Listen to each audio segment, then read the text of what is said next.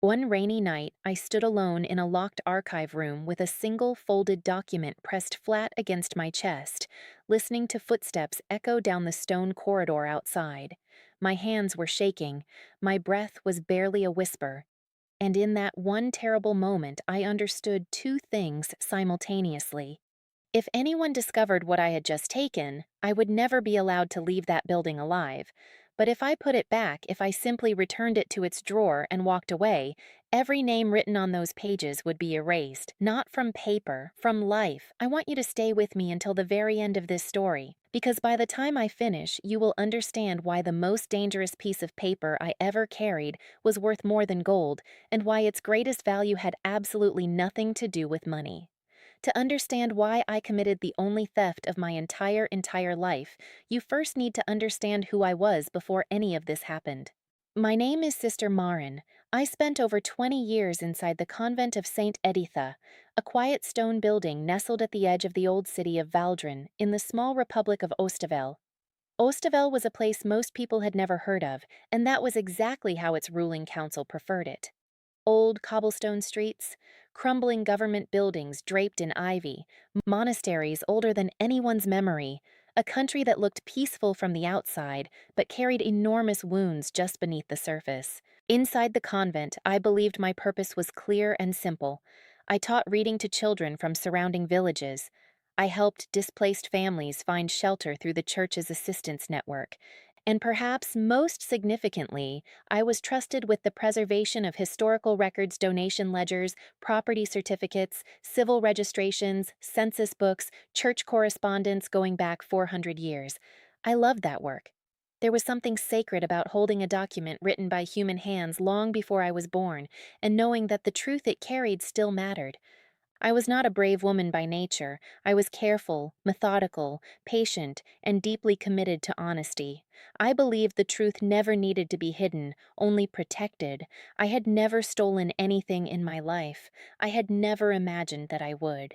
That changed the afternoon I discovered a sealed correspondence folder that should not have been in our archive at all. It arrived mixed inside a donated collection of old church records from a closed monastery in the eastern province. I was cataloging the materials when I noticed a folder sealed with dark red wax bearing the insignia of the Ostavel Civil Administration Bureau, a government office that had been formally dissolved 30 years earlier under circumstances that were never made entirely public.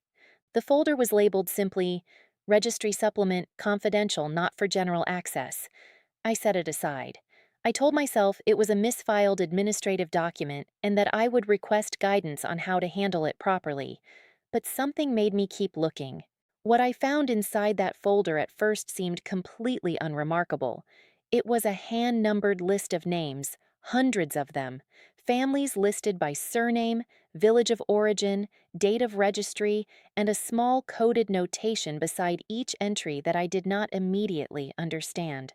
No financial figures, no political titles, no government positions or hidden accounts, just names and those quiet little codes.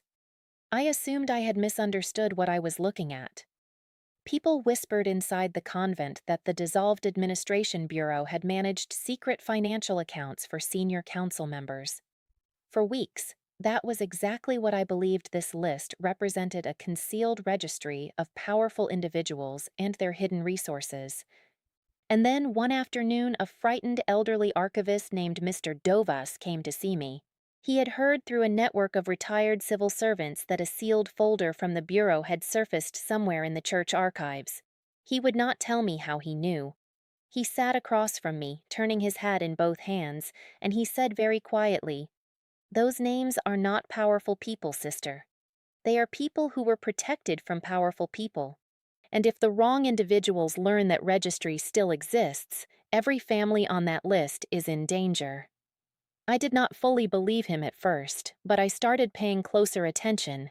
I began searching our historical records for any documentation connected to the Bureau's final years of operation. And slowly, piece by piece, something terrible and beautiful began to emerge. 30 years earlier, during a political crisis that Ostavel's current government had quietly buried in its official record, thousands of families had been wrongly stripped of their legal identities. Their property registrations had been invalidated.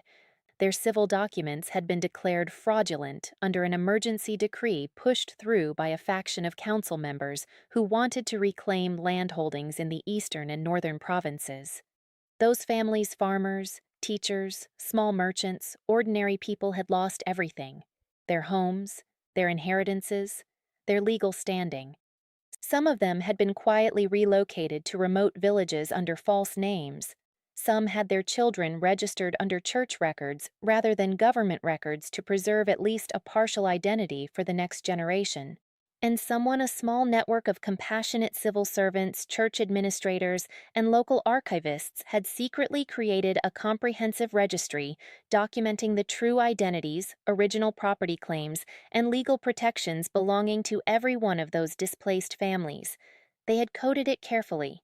They had hidden copies inside different archive systems, and they had preserved it quietly across 3 decades, waiting for a moment when Ostavo's political climate might finally allow justice to be pursued peacefully through legal means. That list was the registry. Those names were not powerful people, they were survivors. I remember sitting alone with that knowledge, in the quiet of the archive room, holding a single handwritten letter I had found tucked inside an old census book. The letter was written by one of the original archivists involved in creating the registry. He addressed it to no one and everyone. He wrote, "We did not do this for recognition. We did it because we understood that a name is not a small thing. A name carries a family's right to exist. If we allowed those rights to vanish quietly, we would be participants in the erasure." I wept over that letter, and in that moment, I stopped seeing a document. I started seeing people, hundreds of them, ordinary human beings whose entire futures were quietly folded inside a list that most of the world had forgotten existed, but not everyone had forgotten. Within days of my conversation with Mr. Dovas, I began noticing things I had previously dismissed as coincidence. A well-dressed official from the council secretariat visited our Mother Superior, asking general questions about donated archive collections and whether any government materials had arrived recently. One of our younger sisters mentioned that a man had been asking questions in the village about the contents of the Eastern monastery's donated records. And then one evening, I found a handwritten note slipped beneath the archive room door that said simply, "Leave it where it belongs and walk away." I understood then that someone already knew the registry had resurfaced, and they wanted it back not to protect the families on it, but to destroy it permanently and eliminate the only surviving evidence that those families had ever held legal rights to anything. I spent 3 more days gathering every piece of corroborating evidence I could find: forgotten property deeds, duplicate census entries using different registry codes, old church baptismal records that matched names on the list, legal correspondence from a retired judge who had tried unsuccessfully to challenge the original emergency decree, a sealed appeal document from a humanitarian legal committee that had never been formally heard. I documented everything carefully. I made handwritten copies of the supporting materials and distributed them quietly through Mr. Dovas to 3 different trusted individuals in 3 different locations, including a university archivist and a retired legal advocate. And then, on a rainy Thursday night when I knew the building would be nearly empty, I returned to the archive room. I retrieved the registry folder. I pressed it against my chest. I listened to footsteps echo down the corridor outside. I waited until silence returned. And then I walked out. The following weeks were the most psychologically exhausting of my entire life. I was questioned twice by council representatives who had obtained permission to review our donation records. I answered truthfully that the folder they were describing did not appear in our current catalog, and it did not because I had quietly removed it before they ever formally inquired. I do not say that with pride. I say it with the full awareness of what it cost me to navigate that distinction between honest language and complete disclosure. I prayed about it every night. I still think about it. But while those inquiries were ongoing, Mr. Dovas and the network of people he trusted had been working carefully. The corroborating materials I had distributed were being assembled into a formal, legal submission. A journalist who specialized in civil records agreed to document the story with full archival support. and a coalition of surviving families from the original crisis people who had quietly maintained community ties across 3 decades formally submitted a petition to Ostavel's newly formed Independent Civil Registry Review Commission, which had been established 18 months earlier as part of a modest governmental reform effort. The registry, along with all its supporting documentation, was presented as formal evidence in that proceeding, lawfully, peacefully, through legitimate channels. The Commission's findings took 11 months, but when they came, they were clear. The original emergency decree had been procedurally invalid. The property and identity records of the affected families had never been lawfully nullified. Restoration processes were established. Families who had lived under assumed identities for 30 years began the slow and emotional work of reclaiming their names, their histories, and where possible, their properties. I was not celebrated. I did not ask to be. The work that mattered was done by lawyers, archivists, community advocates, and the families themselves who had carried their wounds with extraordinary dignity for an entire generation.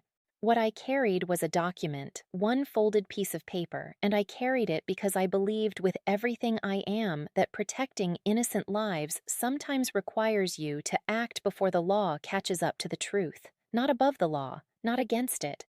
But in that terrifying space where the right thing and the safe thing are not the same thing, and you have to choose which one you can live with. I think about those footsteps in the corridor often.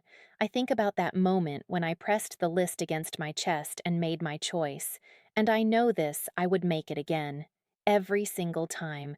They say that faith is believing in what you cannot see. But I think it is also this, trusting that if you protect the truth long enough, with enough care and enough courage, the truth will eventually protect everyone it was meant to serve. If you have stayed with me this far, I want to ask you something sincerely. Would you have done what I did? Would you have risked everything to protect a list of strangers whose names you had never heard before? Leave your answer in the comments. I genuinely want to know. And if this story reminded you that real courage is not measured by what we protect for ourselves, but by what we protect for others, please share it. Because somewhere out there, there are still names being quietly erased, and the only thing standing between those names and oblivion is someone willing to remember that they matter.